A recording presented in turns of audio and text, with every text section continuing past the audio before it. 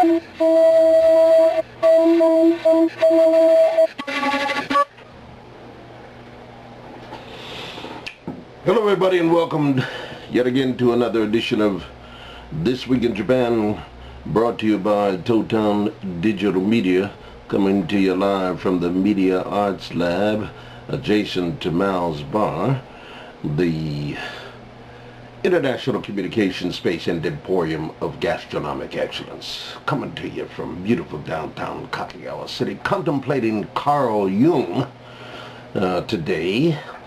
You know him as a Swiss psychiatrist, an influential thinker and the founder of analytical psychology. Jung is often considered the first modern psychologist to state that the human psyche is by nature religious, and to explore it in depth, explore it in depth, explore it in depth. Ha! Well, that was a Freudian slip, wasn't it? I intended to say in depth, but I uttered in depth. Wow.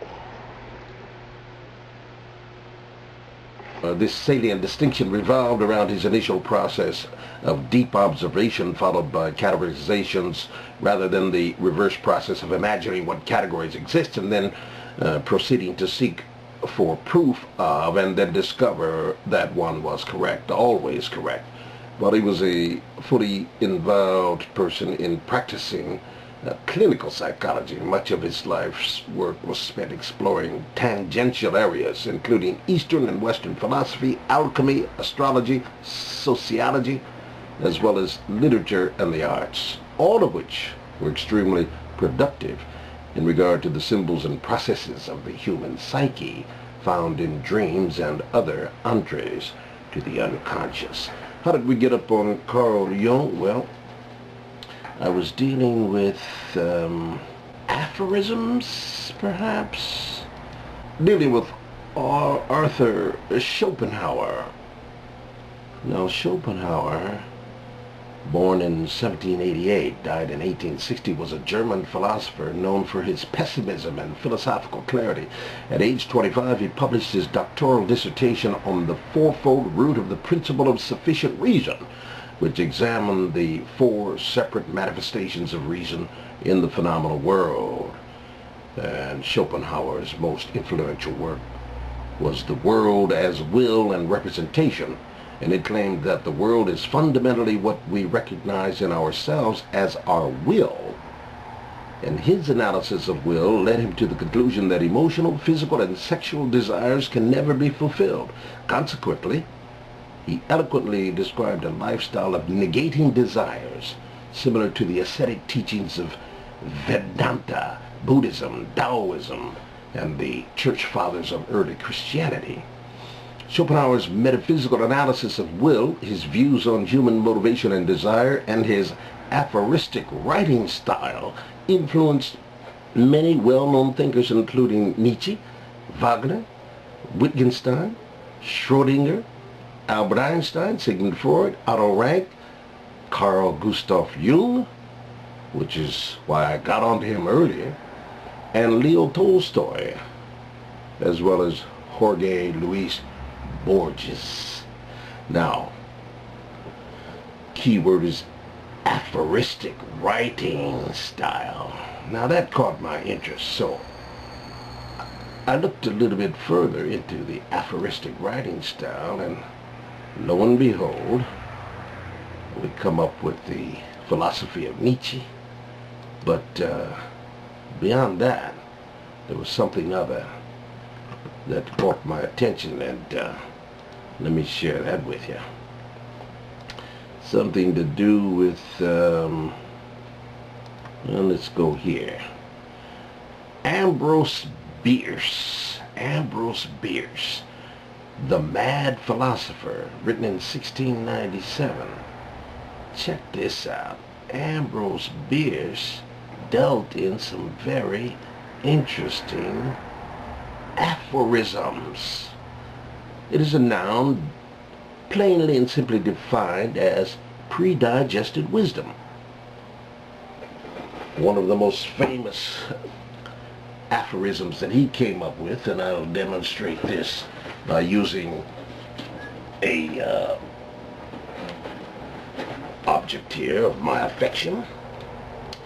This is a wine skin, and I'm going to talk to you today about, let me get a drink of this so I can invoke my, what did the Greeks call it?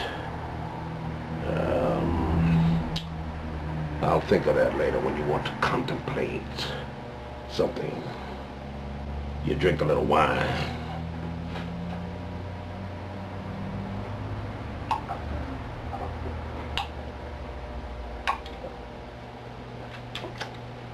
From a wine skin. Ooh, sure beats drinking out of a bottle. But the reason I bring up the wine skin is because Ambrose Bierce said that the flabby wineskin of his brain yields to some pathological strain and voids from it unstored abysm, the tribute of an aphorism. This is from The Mad Philosopher, written in 1697. Let me give you that again. As a definition of an aphorism, which is the topic of today's discourse, actually. Predigested wisdom. The flabby wineskin of the brain yields to some pathological strain and voids from its unstored abysm the driblet of an aphorism. So that's how I ended up there. Now, let me go further. You know, aphorisms portend to deal with things of genius.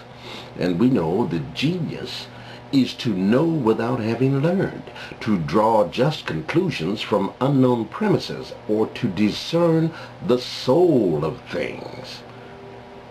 Well, if you're going to talk about the soul, then let's deal with Bierce some more, because Bierce was the king of aphorisms, and he had several soul quotes. Among them,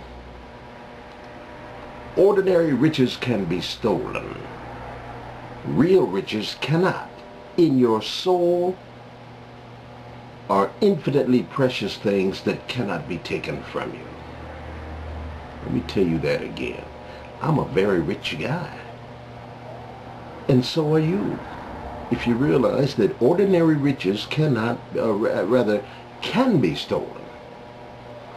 Let me quote that correctly now. I'm telling you, I believe and know that I'm a rich man, and I believe and know that you are too, if you realize this quote from Oscar Wilde. Ordinary riches can be stolen. Real riches cannot. In your soul are infinitely precious things that cannot be taken from you. Consider that. Another quote about the soul.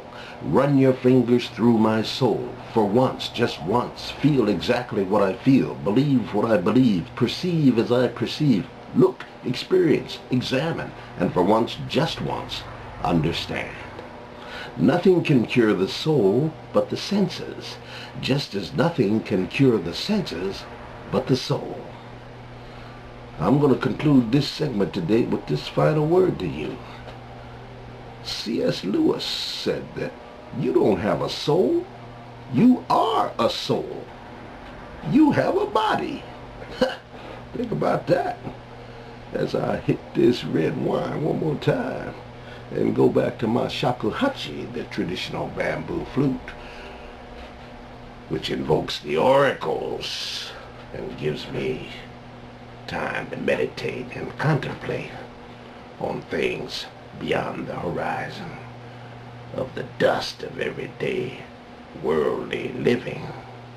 Now.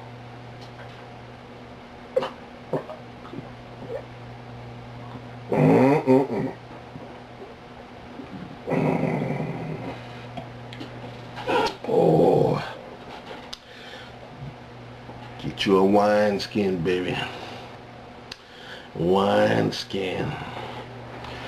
No better way to consume the grapes.